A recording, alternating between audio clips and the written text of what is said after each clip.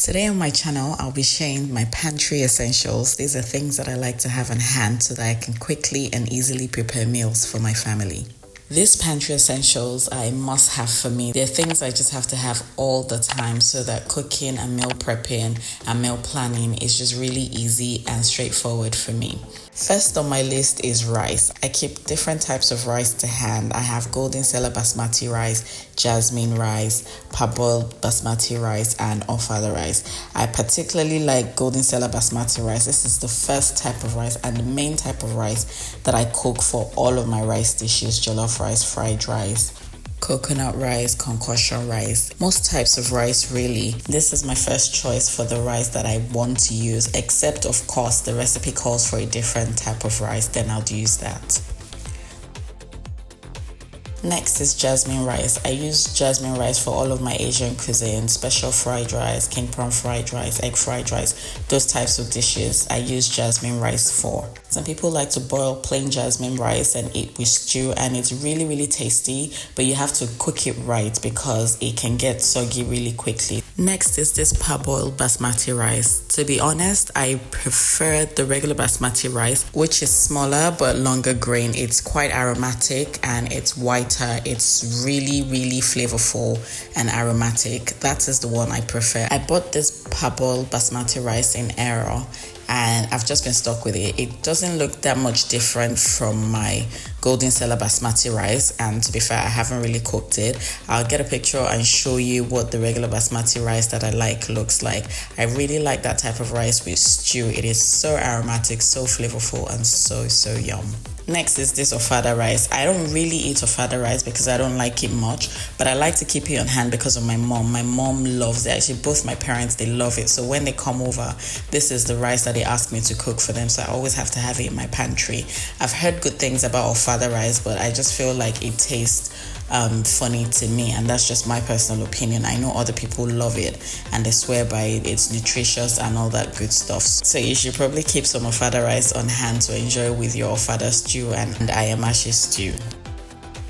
The next thing that I keep in my pantry is oils, different types of oils, from olive oil to coconut oil to vegetable oil, canola oil, and banga palm oil. I use these oils for obviously different things. Banga red palm oil, for instance, I use it for my soups, Nigerian and African soups. This Western vegetable oil I use to fry mostly. And canola oil I use to make my rice dishes, so like jollof rice, fried rice. And this is just a personal thing.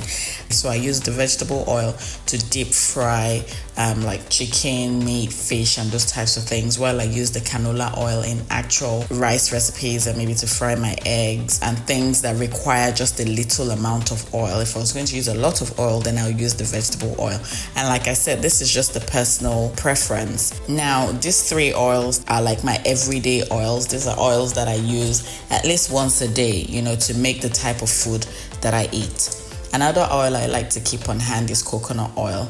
So the health people say eat coconut oil, and they recommend coconut oil, which is why I keep it. And I find that I like the flavor of coconut oil in some of my meals. So like some stir fries, I would rather use coconut oil for them. If I was to coat anything in a little oil, I would use coconut oil, as long as it would not alter the taste, because coconut oil still has that coconut flavor, and you have to be selective with how you cook with coconut oil. It can alter the taste of what you're trying to make. I like to have extra virgin olive oil in my pantry. I like to use it in my salad dressing. I don't really like to use it to cook as much, and that's because the flavor can be quite strong. I kind of mind it, but if you don't mind it, of course you can cook with olive oil. People make stews with olive oil, fry eggs with olive oil, and it's actually really healthy. It only has 120 calories per tablespoon.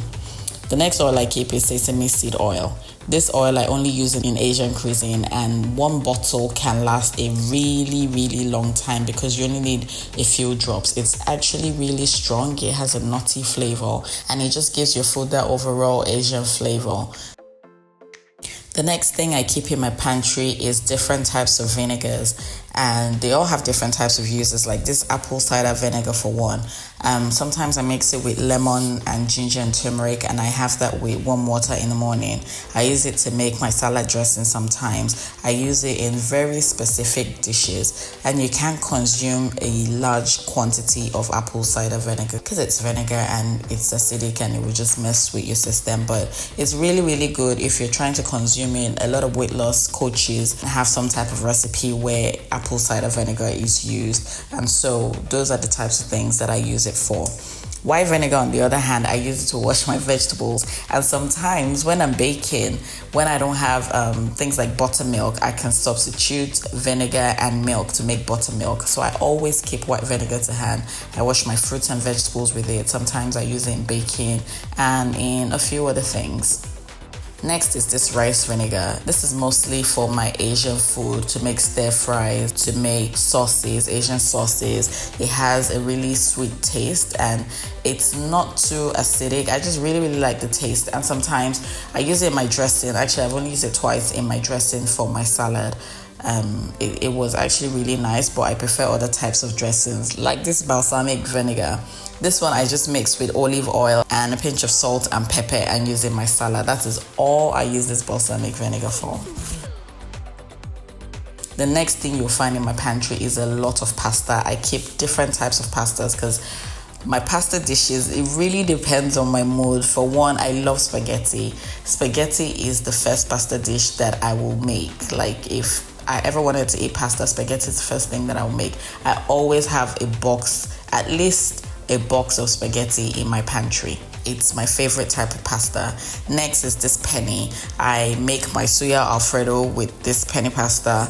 I make other type of jollof pasta dishes with penne. Penne is apart from spaghetti, penne is my next favorite pasta, so I just always have to have it to hand. Next is fusilli. I just want to have, a different range of pastas, which is why I keep fusilli. I can really do without it, but I like to have it sometimes, just to do something different. And because I blog about food, I want my meals to look different sometimes. So I would use fusilli pasta in place of penne or in place of any other type of pasta, just for variety.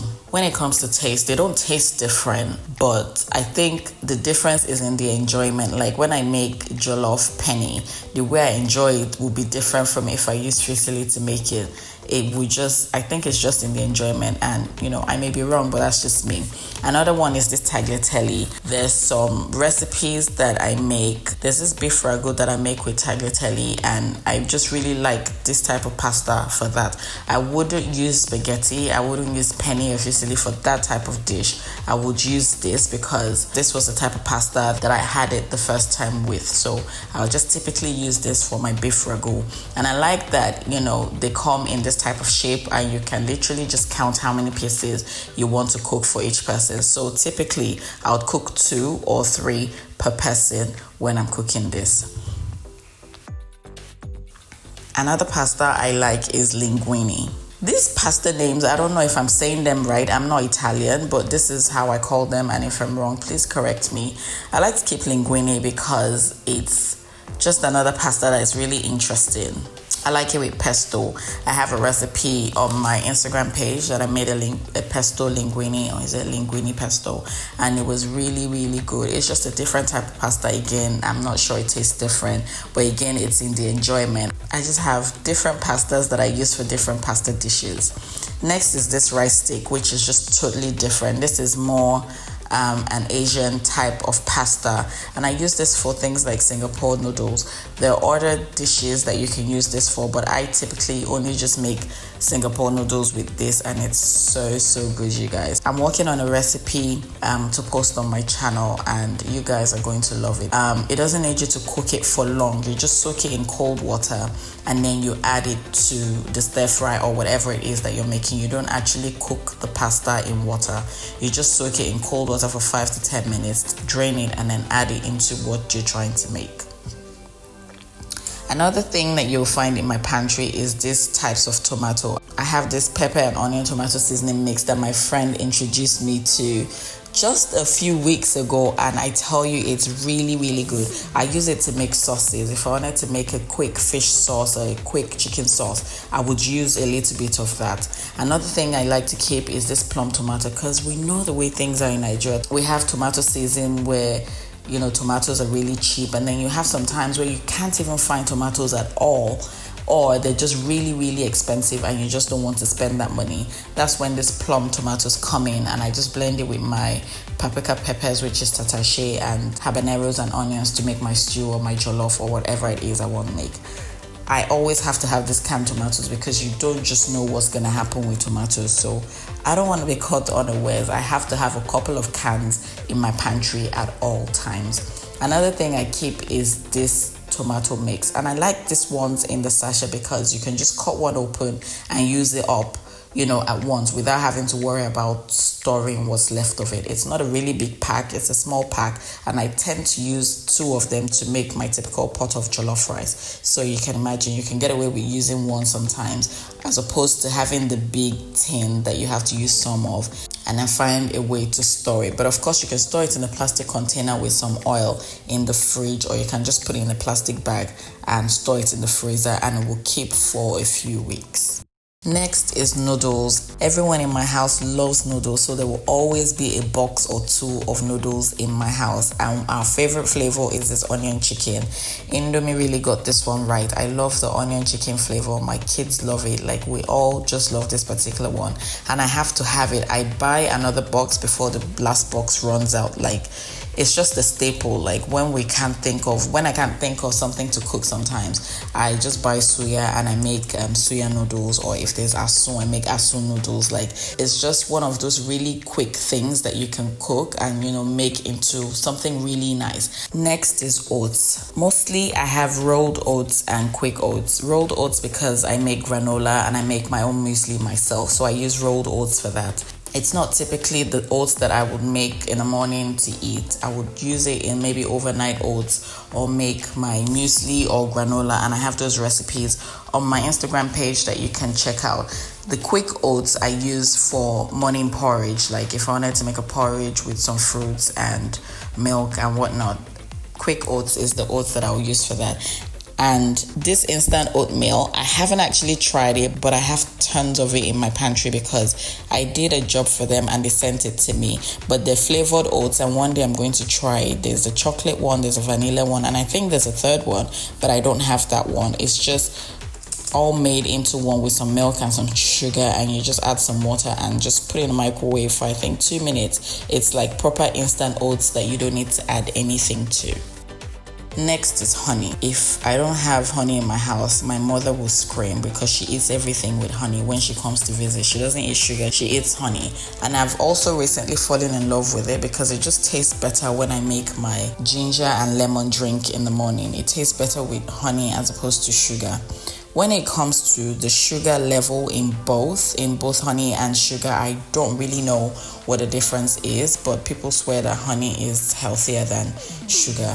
I can't really, say because I haven't checked it out, but I know that, I like honey in some things and not in others. Like, I wouldn't bake a cake with honey, for instance. I only use honey for like my drinks and maybe to make salad dressings and those types of things.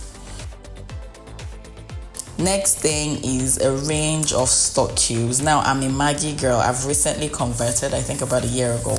I recently converted to Maggi, but I still keep Knorr cubes at home. Actually, this is an old batch of Knorr cubes. And I use it in things like fried rice, although I can use my Maggi chicken signature in my fried rice because the cube is yellowy. It's not the dark one that will color your rice, which is originally why I used to use Knorr cubes. It was because of the color, not because I really knew the taste or knew the difference. But with Maggi, Maggi has a range of different types of seasoning that, you can just pick a different one for different things. Now, this Niger pot is one of my favorites. I use it in porridges and in soups, and the flavor is just out of this world.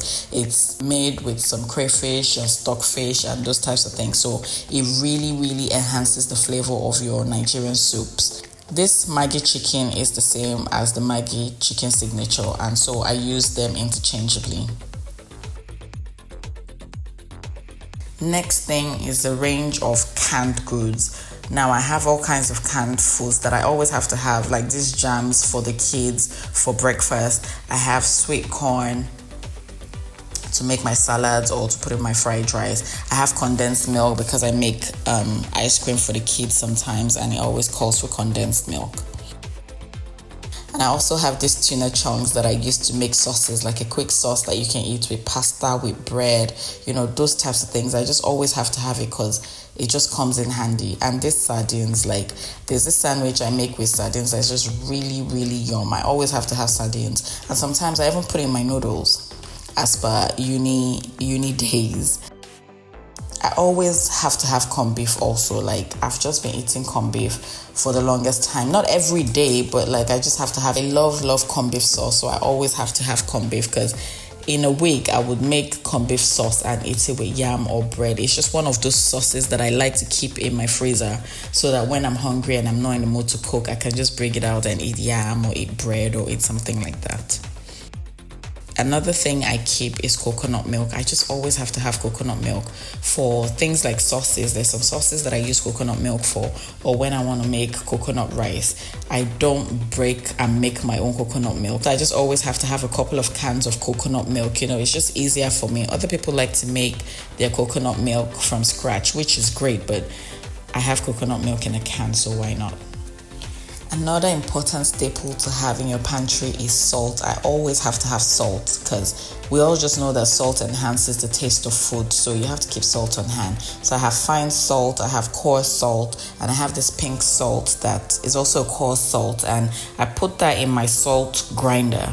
Just because it's fancy, I know that people have talked about pink Himalayan salt, but to be honest, I don't really know what the difference is. I just put that in my grinder because it looks cute in there. The regular coarse salt I sprinkle on things that need for you to sprinkle salt on when you're done cooking, not particularly to flavor it, like fine salt, but like it's a finishing type of salt that you just sprinkle after the food is done. So these are the 3 types of salts that you'll typically find in my pantry that I just use for different things. Next thing you will find is flour. I bake a lot, even though I don't always show that or share those recipes. I bake at least once or twice a week. I make different things from meat pies to sausages to cakes and just different things. I love pastries and I like to keep them in the house because it's just one of those things that you can grab when you're hungry, and it's nice to just have a bunch of different things that you can just snack on.